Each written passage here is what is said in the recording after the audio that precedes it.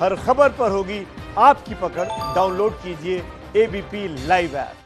6:09 वक्त हो रहा है। अब नमस्ते भारत में जान लीजिए चीन की एक और धोखेबाजी पर अपडेट। आप जानते हैं हमारा सबसे पुराना दोस्त हमसाया मुल्क नेपाल के कंधे पर हाथ रखकर भारत को निशाने पर लेने की कोशिश कर रहा था चीन। अब नेपाल की ही जमीन पर कब्जा कर लिया है चीन ने। आपकी टीवी स्क्रीन पर दो तस्वीरें हैं। नेपाल के सैनिकों के लिए बना ये टेंट नेपाल में घुस चुके चीन की गवाही देता है।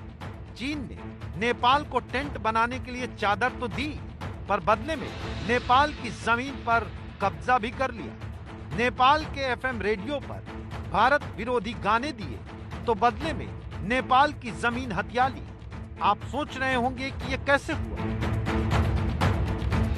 समझने के लिए नेपाल के कृषि मंत्रालय के सर्वेक्षण विभाग की रिपोर्ट देखिए, जिसमें बताया गया है नेपाल की 11 जगहों पर चीन ने कब्जा कर लिया है। 10 जगह पर चीन ने 33 हेक्टेयर जमीन हथिया ली है। नेपाल के हुमला जिले में चीन ने नदियों का रुख बदला है और 10 हेक्टेयर की जमीन को अपनी सीमा से मिला लिया है। नेपाल की रसुआ जिले की 6 हेक्टेयर जमीन को चीन तिब्बत में मिला चुका है। अपनी विस्तारवादी नीति के चलते हुए नेपाल को ठगने के लिए चीन ने दोहरी चाल चली है।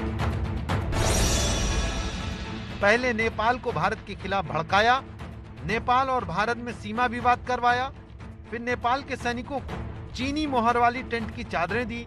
अब नेपाल की सीमा पर अतिक्रमण करना शुरू कर दिया। चीन की चाल के ग्रहण की छाया से नेपाल चौतरफा घिरा है। भारत के साथ भी संबंध खराब हुए, भारत से व्यापार ठप हुआ। अब वो दिन दूर नहीं जब भारत से बंद हुए व्यापार से नेपाल में महंगाई बढ़ेगी। वैसे पड़ोसी देशों से चीन का सीमा विवाद हमेशा से रहा है। भारत के साथ चीन का सीमा विवाद दुनिया जानती है। मलेशिया और वियतनाम से चीन का विवाद दक्षिण चीन सागर को लेकर है। ताइवान के साथ ऑस्ट्रेलिया के सैन्य अभियान को लेकर चीन आंख दिखाता है।